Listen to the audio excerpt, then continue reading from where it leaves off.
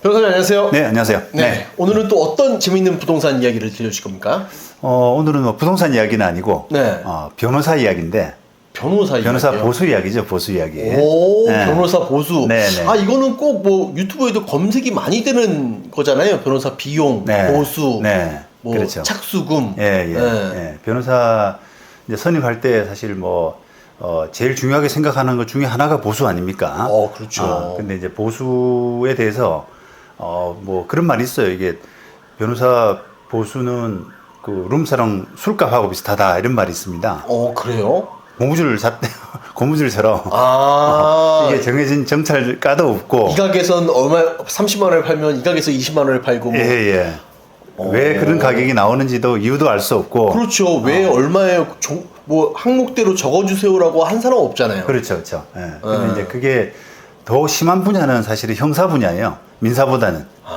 형사는 이게 굉장히 구속이라든지 이런 부담이 크지 않습니까? 그렇죠. 그러다 보니까 이제 그 보수도 민사보다는 굉장히 큰 경우가 좀 많은데, 저는 이제 형사 사건을 거의 안 하기 때문에, 네. 오늘 이제 말씀드린 그 주제는 민사보수인데요.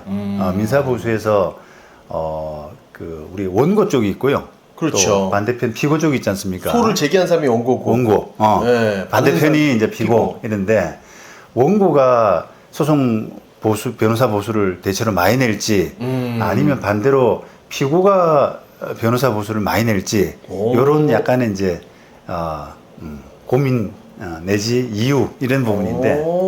변호사 따라 다른 거 아닌가요?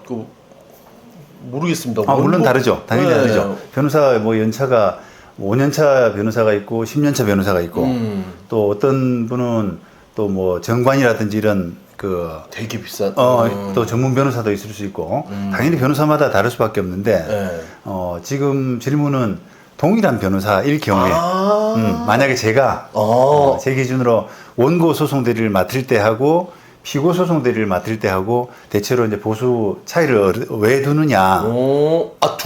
두십니까? 저는 두죠. 두는 것이 더 합리적인데요.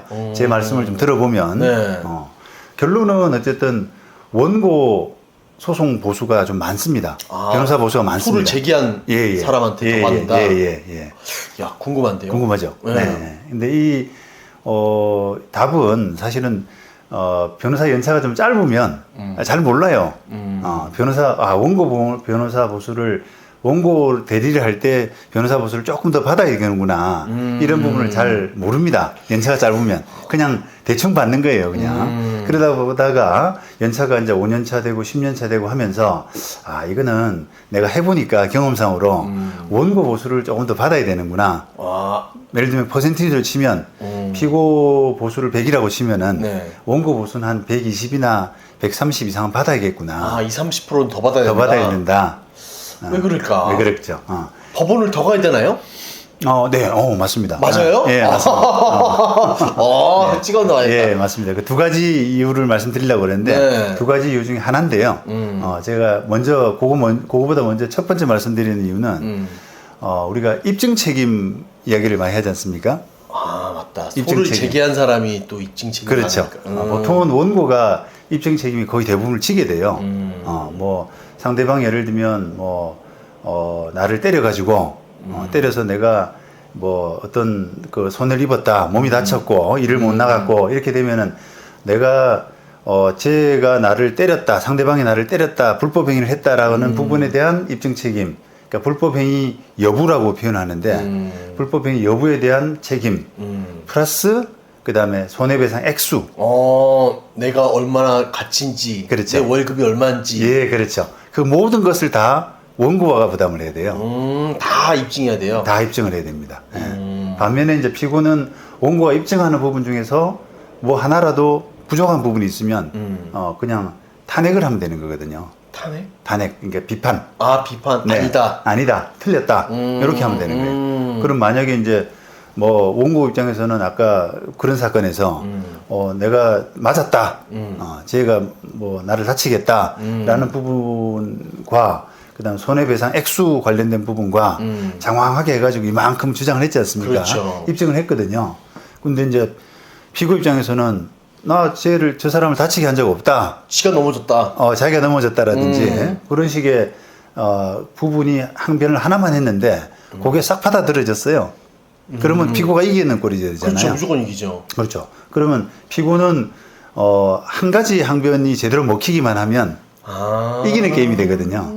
그래서 이제 그 변호사들은 피고 소송 대리를 할 때가 부담이 좀 적습니다. 좋겠네요. 적습니다. 예. 뭐라도 빈틈이 생기면 반박 딱. 예, 반박 딱 하나. 예. 딱 뭐 하나 찾아갖고 탁 공만 물면 되니까. 그렇죠. 결정적인 부분이라든지. 근데 원고는 싹 다 이제 처음 끝까지 서론 결론 다 해야 되니까. 그렇죠.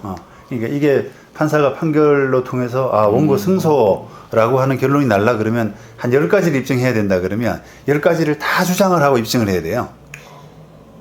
그래서 이제 통상적으로는 원고 소송 대리인이 부담이 큽니다. 그러니까요. 네. 시간이 많이 그 사건을 또 들여다보는 시간이 많겠네요. 많습니다. 예. 그러니까 최소한 이제 20-30% 이상은 든다 그죠. 물론 이제 한 2배는 들 거예요. 입증하는 주장 입증하는 고민과 시간이 그만큼 든다는 겁니다. 이해되시죠? 이해되셨습니다. 네, 네, 네. 자, 그다음에 두 번째 말씀하신 부분인데 두 번째 법정. 근데 같이 가는 거 아닌가요? 그렇죠. 법정을 이제 보통은 같이 가는 걸로 알고 있잖아요. 네. 그런데 이게 재판을 우리가 뭐 한 10번 정도 시작부터 끝까지 뭐 한 10번 정도 간다고 해보시죠. 많이 가네요. 그런데 이게 이제 원고는 출석에 부담이 있고요. 출석에 부담이 있고, 그러니까 법적으로 법적으로 부담이 있는 거예요. 그다음 피고는 출석에 부담이 조금 적습니다. 부담이 적다. 네. 왜 그러냐면 소송법에 보면은 원고가 출석을 안 하게 되면 우리가 쌍불이라 그래, 쌍방불출석이라고 하거든요. 그러니까 양쪽이 다 안 나오게 되는 그런 경우에는 총 3번, 총 3번을 쌍불이 되게 되면은 소가 취하되는 걸로 됩니다. 들었습니다. 네.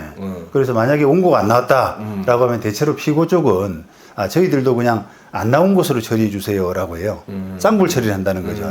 반대로 이제 원고가 안 나왔는데 피고가 저는 진행을 하겠습니다라고 하는 경우는 많이 없어요. 근데 진행을 하면은 쌍불은 안 됩니다. 그런데 우리가 소송법적으로 보면 피고는 대체로 이제 쌍불을 좀 원하거든요. 그렇죠. 취하되기를 원하죠. 취하되기를 원하니까 원고가 안 나왔으면은 이게 뭐 소송할 의지가 없나 이러면서 그냥 보통은 저도 안 나온 걸로 처리해 주세요라고 해가지고 쌍불이 돼 버려요. 그러면 이제 한 번 되고 또 2번 되고 만약에 3번까지 만약에 그런 일이 일어났다. 이제 2번 되면은 한 달 안에 기일 지정 신청을 해야 된단 말입니다. 원고가. 그러면 이제 그 기일 지정 신청이 안 되게 되면 이제 뭐 3회 쌍불로 해가지고 그냥 재판이 취하된 걸로. 자기 뭐 하겠다 안 하면 예 그렇게 되죠. 반면에 피고가 이제 만약에 안 나갔다, 원고는 나갔는데 피고 소송 대리인이 안 나갔다라고 하게 되면 피고 그러니까 불출석에 따른 어떤 법적인 효과가 진술 간주도 다 됩니다. 서면 진술 간주가. 별 이렇게 책임이 없네요. 안 나가도 답변서 내고 준비서면 낸 게 있지 않습니까? 서류만 잘 내면. 예, 그렇죠. 진술 간주라는 게 있기 때문에 소송 진행을 하게 되면 피고가 없어도 또는 피고 소송 대리인이 없어도 진술 간주가 되기 때문에 큰 불이익은 없어요. 아니 근데 10번 그 변론 기일이 잡혔는데 거의 9번 안 나와도 되는 거예요? 어떤 경우에는 그렇죠. 어떤 경우에는. 근데 이제 우리가 상정하는 것은 10번 재판을 하는데 어떤 본인 사정 때문에 뭐 차가 늦을 수도 있잖아요. 그렇죠. 또 재판이 겹칠 수도 있거든요. 네, 그렇죠. 그런 경우 때문에 한 2-3번 못 나갔다. 이런 경우에 따른 부담. 없다고요? 네, 그런 부담은 피고는 덜 가져도 됩니다. 왜냐면은 내가 안 나가더라도 내가 낸 서면들이 진술 간주가 되고 물론 이제 본인이 안 나가면 안 되는 경우가 뭐냐면 서증이라 그래서 서류 낸 거 있지 않습니까? 우리가 피고가 낸 서류를 의로증이라고 하죠. 그렇죠. 의로증 제출이 안 되는 겁니다. 그 정도. 나가야 제출이 돼요. 소송법정으로는. 그러니까 내셨죠? 한 게 그거예요? 네네. 그거는 응답해야지 낸 거예요. 그렇죠. 그거는 그냥 제출만 했다고 그래서 제출만 했다 그래서 소송법적으로 제출된 건 아니죠. 복잡하네. 예, 복잡합니다, 좀. 그런데 주장, 답변서 내고 뭐 준비서면 내고 이런 것들은 진술 간주가 됩니다. 안 나가더라도. 그래서 근데 이제 결론을 이제 이야기해 보자면 출석에 대한 부담이 원고가 훨씬 크죠. 그러게요. 쌍불에 대한 네. 부분이 있기 때문에 부참석에 대한 부담이 있는 거 무조건 나가야 된다. 그렇습니다. 예. 그래서 만약에 이제 이게 뭐 저 같은 경우는 여기 서울 교대에 있으니까 요 중앙법원 같은 경우는 요 바로 앞이잖아요. 그러니까 출석에 대한 그 부담이 적은데 만약에 저쪽에 뭐 어디 그 평택이라든지 의정부라든지 좀 멀리 있는 이런 부분을 10번 다닐라 그러면 부담이 무조건 가야 되니까. 부담이, 예. 10번 갈라 그러면 원고 소송 대리를 할 때는 부담스럽거든요. 스케줄 꼭 맞춰야 되고. 맞춰야 되고. 늦지 않게. 그걸 우선순위로 따져야 되고. 원고 사건은 조금 이렇게 무조건 가야 된다라고 하는 관념이 있어요. 피고는 살짝 한 번 정도는 그냥 그렇죠. 가보면 안 나가고. 뭐 예를 들면 10번 진행 중에 한 20, 30%는 안 나가도 된다. 왜냐하면 10번 다 중요한 건 아니거든요, 그게. 예. 그래서 크게 불이익이 없어요, 그게. 예. 그래서 그런데 이제 요걸 알고 나면 우리가 이제 얼마 전에 뭐 어떤 변호사가 소송 사건을 못 나가서. 네, 3번 못 나가서. 네, 못 나가서 뭐 언론에도 이슈가 되고 얼마 전에 이제 손해배상까지 이렇게 그 책임지는 걸로 판결이 났거든요. 제가 알기로는 한 5천만 원인가? 뭐 그 정도로 난 걸로 제가 알고 있는데 그 사건은 이제 약간 이제 원고입니다, 그 사람이. 원고에서 3회 쌍불이 된 거예요. 그러다 보니까 소송이 취하됐는데 소송이 취하되게 되면은 소가 없었던 상태로 간단 말이죠. 그러니까요. 그러면 이제 다시 소송하면 되지 않느냐. 그거는 원칙은 다시 소송하면 되는데 어떤 경우에는 뭐 1심에서 이제 패소한 상태에서 항소했다가 3회 쌍불이 되면은 1심이 확정돼 버리는 그런 효과도 있고요. 또 어떤 경우에는 우리가 소송을 열심히 해서 뭐 한 1, 2년이 갔다 이 말이죠. 그런 상태에서 소취하가 되게 되면 다시 소송을 하면 되는데, 원래, 하면 되는데, 그 타이밍에 이미 소를 다시 제기하는 시점에서는 소멸시효가 해당되는. 사건에 대한 소멸시효가 완성돼가지고. 다 시효들이 있지 않습니까? 그렇죠. 시효들이 있는 사건에서 이미 이제 시간이 많이 지나는 바람에 다시 소송하자니까 소멸시효가 적용이 되는 케이스가 있어요.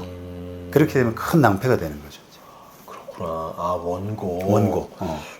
그래서 그 사건은 지금 문제가 된 사건은 이제 원고인 경우인데 그 사건이 워낙 이게 이제 언론에서 많이 회자되고 해서 보도가 되고 해가지고 저도 의뢰인들한테 너무 이렇게 뭐랄까요, 걱정? 변호사님 오늘 안 나가도 네. 오늘 나오시죠? 그거 나오시죠? 확인하고. 자기는 안 나가니까. 다짐받고. 그 사건 이후로 그런 게 많았습니다. 근데 이제 우리가 이제 프로들, 직업적으로 하는 이제 변호사들 입장에서는 원고 사건은 아까처럼 굉장히 조금 신경 쓰고 주의를 더 해야 되고 피고 사건은 이 타이밍에서는 중요치 않은 길이니까 한번 빠져도 된다라고 하는 그런 약간의 리드미컬하다 그러나요? 그런 이제 그걸 세워놓거든요. 그런 상태에서 이제 의뢰인들이 그 사건을 계기로 해가지고 자꾸 이렇게 다그치니까 아이고 좀 불편하더라고요. 피고인데도 다그치겠네. 잘 모르니까. 그렇죠. 모르니까요. 3번 안 나가면 그냥 끝 이렇게 지는 걸로. 그리고 전화 오면 물어보겠는데 몇 번 안 나가신 적 있어요? 그렇죠. 그렇죠. 그렇죠. 그거를 조금 이제 원리를 알고 나면 조금 더 마음이 편해질 수도 있습니다. 소송을 이제 변호사한테 맡긴 입장에서. 그러니까 피고면 그냥 좀 편하게 좀 생각해도 조금 더. 근데 원고면 조금 내일 가시죠. 출석에 대한 긴장도를 한 30% 내지 절반 정도 낮추셔도 피고는 그래도 된다 이 말씀입니다. 그래서 뭐 이런 이야기들이 이제 결국은 이제 변호사 보수 이야기 하려다가 뭐 그까지 갔는데 그걸 이해하시고 나면 조금 더 이제 변호사 보수를 정하는 데도 좀 도움이 될 수도 있고. 그러겠네요. 자기가 피고면 변호사님은 얼마 딱 제시하면 피고인데 조금 좀 적게 해주시면 안 되고 그렇죠. 얘 좀 법 재판을 안 해. 그렇죠. 아는 놈이네 이렇게 되죠. 아는 놈이네. 뭐 주위에 변호사 있나 보다. 좀 줄여줄 수도 있겠네요.